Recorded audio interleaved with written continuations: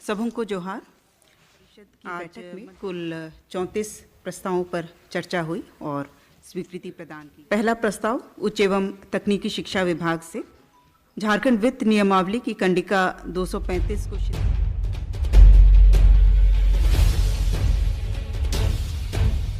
तीन स्कीम्स के बारे में आज हम लोग चर्चा करेंगे। पहली स्कीम है मुख्यमंत्री शिक्षा प्रोत्साहन योजना, दूसरी स्कीम है एकलव्य प्रशिक्षण योजना और तीसरी है गुरुजी स्टूडेंट क्रेडिट कार्ड योजना। तीनों एक तरह से जुड़ी हुई हैं। बेसिकली सारी योजनाओं का उद्देश्य है कि जो 10वीं पास बच्चे हैं झारखंड में और आर्थिक समस्याओं के कारण अच्छे इंस्टीट्यूशन में के लिए तैयारी नहीं कर पाते हैं, मतलब कोचिंग इंस्टीट्यूशंस वगैरह का फ़ीस नहीं पे कर पाते और अच्छी प्रशिक्षण प्राप्त नहीं कर पाते हैं, और फिर यदि एडमिशन हो गया अच्छे इंस्टीट्यूशन में तो उसके लिए जो फ़ीस होती है वो पे नहीं कर पाते हैं, और उसके बाद में यदि हायर एजुकेशन मिलने के बाद भी विभिन्न प्रकार की प्रतियोगिताओं में पार्टिसिपेट करने के लिए जिससे जॉब मिलता है उसके लिए भी आजकल कोचिंग करनी पड़ती है, तो उसके लिए भी आर्थिक जो समस्याएं होती हैं, ये इनकी समस्याओं को देखते हुए तीनों स्कीम को ड्राफ्ट किया गया है और आज जिसकी मंत्रिपरिषद में स्वीकृति प्रदान की गई है। तो पहली योजना है मुख्यमंत्री शिक्षा प्रोत्साहन योजना। इसमें जो 10वीं पास बच्चे हैं झारखंड के, उनको जो नेशनल रिप्यूट कोचिंग संस्थान है देश के, वहाँ पर जो झारखंड में अवस्थित है, उन संस्थानों में कोचिंग के लिए जो निःशुल्क सुविधा प्रदान की गई है इस योजना के तहत में। इसमें कोचिंग की सुविधा के साथ साथ में उनके रहने के लिए भी 2500 रुपये प्रतिमाह की एक छात्रवृत्ति का भी इसमें 2500 रुपये प्रतिमाह की छात्रवृत्ति का भी इसमें रखा गया है, कंपोनेंट रखा गया है, ताकि वो यहाँ पर कोचिंग में प्रशिक्षण के साथ साथ कोचिंग संस्थानों में अध्ययन के साथ साथ अपने रहने का और भी जो उसकी सहयोग है वो उसको इस स्कीम के तहत में दिया जा सके। इसमें यही है कि इसमें किसी तरह का इसमें सिर्फ एक ही कंपोनेंट रखा गया है एलिजिबिलिटी कंडीशन में, कि जो उसकी पेरेंट्स इनकम टैक्स की क्राइटेरिया में नहीं आने चाहिए, यही एक कंडीशन इसमें रखी गई है। दूसरा, इसके तहत अभी हम लोगों ने लक्ष्य रखा है प्रारंभिक तौर पर 8000 बच्चों को एक साल में इसके तहत कोचिंग संस्थानों में निःशुल्क सुविधा देने का प्रावधान रखा गया है मुख्यमंत्री शिक्षा प्रोत्साहन योजना के तहत। दूसरी योजना है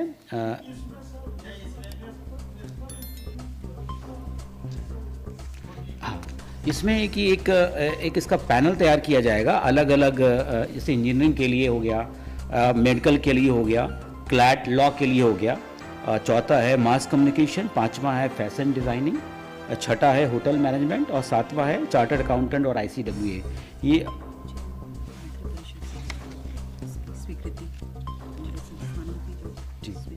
जी ये 7 तरह के कंपोनेंट रखे गए हैं। इसका जो चयन किया जाएगा बाद में वो एक पारदर्शी तरीके से उसके लिए विस्तृत गाइडलाइंस बाद में तैयार की जाएगी और बाद में फिर से इसका जो इंस्टीट्यूशन सेलेक्ट होंगे उनका कैबिनेट से अप्रूवल लिया जाएगा।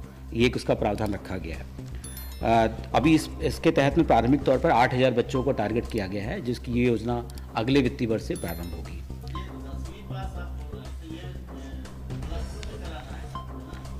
+2 अपना करेगा जिस कॉलेज से करता है, ये है कि जैसे आजकल जो इंजीनियरिंग की तैयारी होती है 2 साल पहले करनी पड़ती है।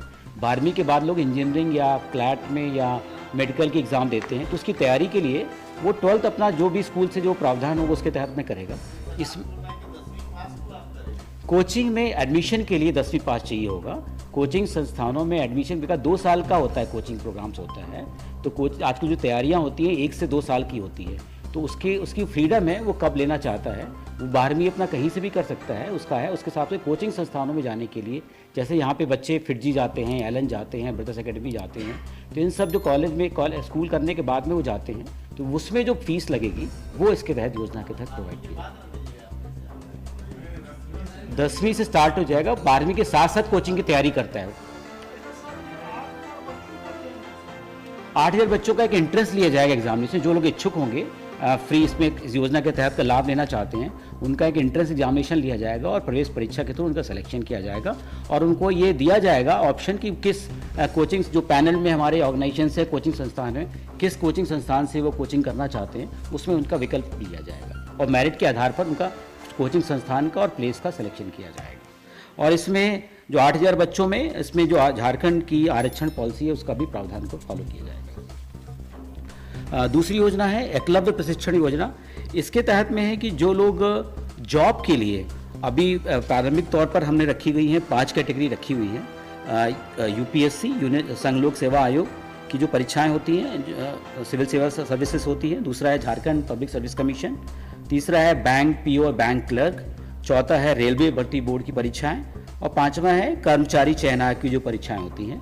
ये 5 कंपोनेंट में जो लोग तैयारी करना चाहते हैं, सेम पैटर्न में जो मैंने मुख्यमंत्री शिक्षा प्रोत्साहन योजना बताई, उसी तरह एकलव्य प्रशिक्षण योजनाओं में भी पैनल तैयार किया जाएगा एक राज्य समिति द्वारा, और उसके बाद में उसको कैबिनेट से अप्रूवल लेने के बाद में, और से जो रैंकिंग होती है जो NIRF निकालता है उसके NIRF, तो इसके तहत में ओवरऑल 200 तक का रैंक में जो आएगा ऐसे इंस्टीट्यूशन होंगे। अथवा यदि डोमेन स्पेसिफिक लाइक इंजीनियरिंग की अलग रैंकिंग होती है, मेडिसिन की अलग रैंकिंग होती है, उसके तहत में भी NIRF की रैंकिंग होती है, उसके तहत में 100 के अंदर होगा।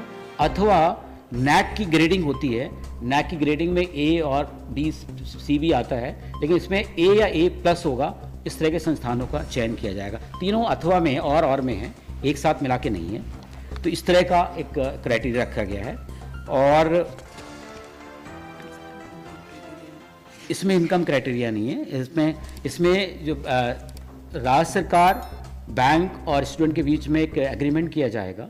जो 4% का देना होगा, जो बच्चों को क्रेडिट कार्ड मिल रहा है उसको पे करना, उसके हिसाब से देना पड़ेगा। बाकी जो बैंक का लेंडिंग रेट है और जो 4% का जो स्टूडेंट को पे करना है, उसके बीच का जो गैप है 6 to 7% के आसपास आएगा, वो सरकार सब्सिडी इंटरवेंशन के रूप में देगी। और इसमें सरकार को गारंटी देना होगा कि यदि बैंक अपने नॉर्म्स के अनुसार उसका रिकवरी करेगा, इन केस बैंक रिकवरी नहीं कर पाता है तो उस केस में राज्य सरकार को उसका भार लेना पड़ेगा।